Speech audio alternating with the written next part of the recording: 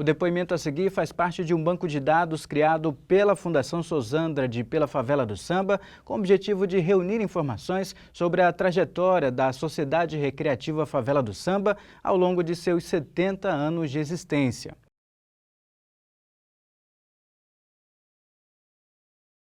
Quem é você?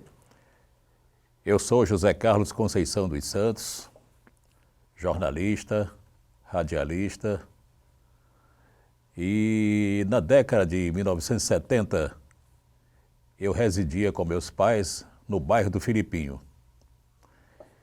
E naquele momento, naquela época, existia uma invasão na área do Batatã.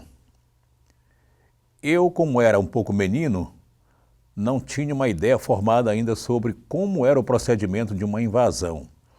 Mas os meus pais comentavam que naquele momento estava sendo feita uma invasão na área do Batatã e que muitas desocupadas pessoas estavam lá construindo residências, construindo casas. Repito, eu não tinha uma ideia formada, porque eu era muito menino, mas ouvi comentários, inclusive da minha própria casa, dos meus pais, sobre esta invasão na área do Batatã, que ficava muito próximo ao Filipinho. Perfeito. E sobre os carnavais, o que é que você percebia naquele período? Olha, sobre os carnavais de São Luís, a gente tinha uma visão mais carnavalesca mesmo, né? De brincadeira, de lazer. E naquela fase a gente brincava, todos nós, ali na Praça Deodoro, naquele circuito que descia a Rua do Sol, onde nos dirigíamos até a Praça João Lisboa e subíamos pela Rua do Passeio, né? Vindo até aqui na casa da Rosiana Sarney. Ali ficava como um polo de concentração, todos nós ficávamos ali jogando serpentina, era um pouco de maisena, lança-perfume, essas brincadeiras assim que a gente tinha naquela fase, né? Já lá na Praça Deodoro mesmo, a gente curtia um pouco o carnaval de tribo de índio, era a Casinha da Roça, era alguns blocos carnavalescos de alguns bairros que iam até lá, né? Tinha a Casinha da Roça, que eu repito, do Seu Henrique, que era uma coisa bem pitoresca para aquela fase, onde tinha aquelas senhoras com arroz, quebrando coco, babaçu no pilão, quer dizer, era uma coisa muito diferente, bacana mesmo, né? Então, o carnaval de rua daquela fase, nossa, era exatamente aquele circuito. Praça Deodoro, descia a Rua do Sol, ia até a João Lisboa e voltava pela Rua do Passeio, chegando até a porta da casa da Rosiana Sarney. Ali era o circuito que nós tínhamos. Era o carnaval de São Luís daquela fase, daquela época. Como é que você via os cursos e as escolas de samba? Olha, os cursos e as escolas de samba, a gente via como se fosse assim uma coreografia, uma coisa que a gente não sabia nem classificar naquele momento assim, naquela fase. Mas parecia uma coreografia, uma coisa diferente para a gente da época, era uma coisa totalmente diferente. Não só pelo colorido, mas também pelo bailar, pelo dança, pela forma como eles se movimentavam, né? Então era uma coisa assim fantástica para a gente naquela fase. Eu achava uma coisa fantástica e meus colegas da fase também achavam muito bonito. Era uma fase que a gente tinha aquela efervescência, né, do carnaval. E são coisas que eu repito aqui, não se repetem mais, não tem nada igual àquela fase, não se faz mais. Hoje nós temos carnavais. A gente tinha os carnavais dos clubes, né, que era do Jaguarema, do Líder, do Cassino Maranhense. Também tinha no Éden, né, o carnaval do Éden, as pessoas jogavam serpentina, lança-perfume, e todo mundo brincava em família. Era uma coisa mesmo bastante coesa, muito linda. Curso era uma coisa muito linda, porque você ia naquele caminhão, aquelas moças, aquelas coisas, tá, bailado. Era uma coisa bacana demais. Muito lindo, muito chique mesmo. Podemos dizer que cursos eram só as famílias abastadas que brincavam? Ou os pobres brincavam também? Olha, eu acho que naquele momento me parecia muito que tinha das moças da sociedade, né? Porque eram pessoas que estavam mesmo, tinha que ser um certo poderio econômico, porque tinha um gasto com com o próprio caminhão, né? Tinha gasto com as roupas, gasto com o cabelo, gasto com o colorido que tinha que ser feito no rosto. Enfim, tinha uma série de coisas que faziam com que as pessoas gastassem. Então, o curso, o que eu via em cima do curso são pessoas da sociedade, pessoas abastadas da época, né? Eu volto a perguntar. Eu queria que você repetisse o assunto da pergunta. Como eram as chamadas turmas de samba? As chamadas turmas de samba. Na época eu andei no bairro Sacavém, a convite do Renato Dionísio, que a gente chamava de Canela Branca. E este jovem carnavalesco, depois virou até diretor, presidente da escola, e eu estive lá por alguns momentos assistindo como é que era toda aquele batuque, como era toda aquela apoteose de uma escola de samba. E como eu nunca tinha frequentado nenhum ambiente desse naipe naquela época, eu achei assim uma coisa diferente, mas ao mesmo tempo uma coisa nossa, uma coisa maranhense, né? Naquele momento ficava até um pouco difícil até de eu explicar o que era aquilo, de eu fazer uma análise mais profunda do que era aquilo, mas eu confesso que pela primeira vez que estive lá, a convite do próprio Renato Dionísio, eu fiquei muito maravilhado com o que eu vi. Porque uma coisa é você ver a coisa na rua, a outra coisa é você estar presente naquele momento. E eu estava lá no local, a convite do Renato Dionísio, e tive a oportunidade de ver como era toda a sistemática, como era feito todo o batuque, como era feito o aquecimento, como era feito tudo. Então aquilo para mim serviu de aula, foi uma escola que naquele momento eu tive, uma aula muito prática, muito boa, de como se fazia uma escola de samba e como uma escola de samba ir para a rua. Carlão, você chegou a presenciar os concursos que eram promovidos pelos órgãos de comunicação, pelas rádios Timbira, Rádio Ribamar, Rádio Gurupi, Rádio Difusora, TV Difusora. Você chegou a presenciar isso? Como é que era? Olha, esses concursos alguns concursos eram feitos ali mesmo, na própria da Praça Deodoro, né? Tinha umas mesas, né?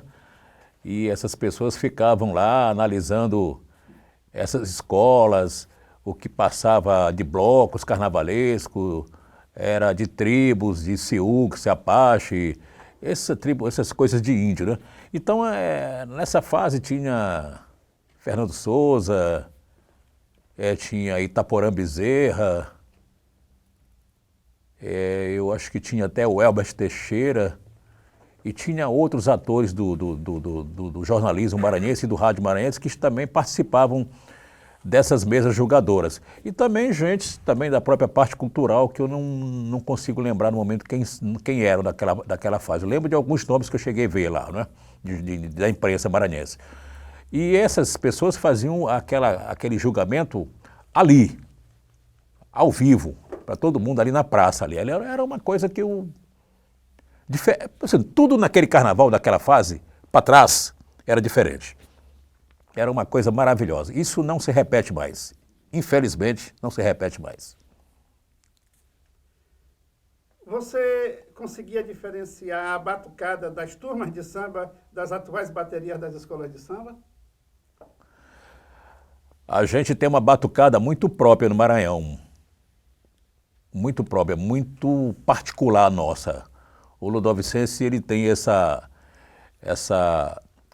facilidade de criar um batuque diferente. Não tinha um batuque de uma escola de samba do que eu assisti lá no Sacavém, era totalmente diferente, auditivamente diferente de uma outra bateria qualquer, como se fosse do Rio de Janeiro, né? Então era uma coisa que eu posso dizer, um carnaval próprio do Maranhão, e que eles criaram com muita capacidade, com muita inteligência, um tipo de ritmo que não se misturava, nem chegava próximo dos que tinha do Rio de Janeiro. E nem os caras de lá do Rio de Janeiro também conseguiam nos acompanhar. Quer dizer, graças a Deus que era maranhense, Graças a Deus que era de São Luís e graças a Deus que a gente teve essa facilidade, essa inteligência, essa capacidade de criar o próprio batuque particular de São Luís, da ilha de São Luís. Bom, nas décadas de 70 e 80, os concursos de carnavais se tornaram oficiais. E eu ouvi uma disputa muito grande, uma hegemonia relacionada a esses concursos, onde só ganhava quinto ou flor ou quinto. Você se lembra desse período? As duas escolas que mais disputavam o carnaval em São Luís eram exatamente as escolas Turma do Quinto e a Flor do Samba, né? E você sabe que numa disputa dessa, a gente acaba, quem está participando dessa mesa, dessa banca julgadora, acaba tendo um pouco do coração voltado para alguma das escolas, né? Isso aí, naquela fase, se tornava até assim um pouco não muito convencional, um pouco até chato, perigoso, até chegava a arranhar alguns atores da época, né? Porque eram as duas escolas que mais venciam, o resto demais parece que nem existiu no Carnaval de São Luís, né? Mas como era uma coisa assim que parecia muito politizada, um carnaval politizado, né? E um carnaval mais granfino, mais chique, né? E no momento era uma, no momento era outra. Em cada carnaval tinha uma divisão, um pouquinho de cada uma, né? Às vezes até extrapolava, às vezes em 2, 3 carnavais a Turma do Quinto ganhava, num segundo carnaval, num primeiro carnaval a Flor do Samba ganhava, quer dizer, enfim, essas duas escolas foram as escolas que mandaram, que ficaram no afã por muito tempo. E esses atores que ficavam na banca julgadora, na mesa julgadora, eles eram envolvidos por isso, alguns envolvidos pela paixão pela escola, e outros até por certa amizade com alguém, ou um certo relacionamento mais íntimo com alguém da escola, e acabava apaixonadamente dando notas para essas escolas, né? Mas era assim mas era interessante. O importante é que tudo era carnaval, né? Que se ganhasse uma, que se perdesse a outra, ou vice-versa, ou até que empatasse, tudo era carnaval. Bom, essa grande mudança ocorreu em 1974, quando a Maratu e a Prefeitura se uniram para baixar regras para os concursos oficiais. As turmas eram grupos pequenos, grupos familiares, grupos de amigos, grupos de bairro. Tanto é que havia mais de 30 turmas em São Luís. Hoje existem 10 escolas de samba. Essa hegemonia que você fala, de quinto, flor e quinto, só foi quebrada em 1977, quando a favela foi campeã, com o tema No Reino dos Orixás. Você chegou a ver esse desfile? Olha, eu não estive presencialmente no circuito, né, onde a favela se sagrou campeã, né? Mas eu ouvi os comentários a respeito da quebra de hegemonia dessa história de favela, de Turma do Quinto e Favela do Samba, né? E Flor do Samba, perdão, Flor do Samba, né? E a favela, oriunda lá do bairro do Sacavém, né? Ela, graças a Deus, encontrou um tema bem saudável, bem salutar para aquela época, né? E já devido à própria oficialização do carnaval por esses órgãos, Maratu e outros órgãos ligados à Prefeitura Municipal, e oficializaram. E como eles oficializaram isso, ficou muito mais, quer dizer, aquela paixão, aquela coisa que tinha, que eu repito, que isso era uma coisa que existia, não tinha a menor dúvida que existia. Bem, como oficializou, a coisa ficou mais né, quer dizer, mais um respeito oficial, né? E como foi oficialmente respeitável, graças a Deus a favela quebrou essa história de ser só duas escolas todo o tempo vencendo o Carnaval de São Luís. Eu não estive fisicamente presente, mas eu ouvi esses comentários de carnavalescos.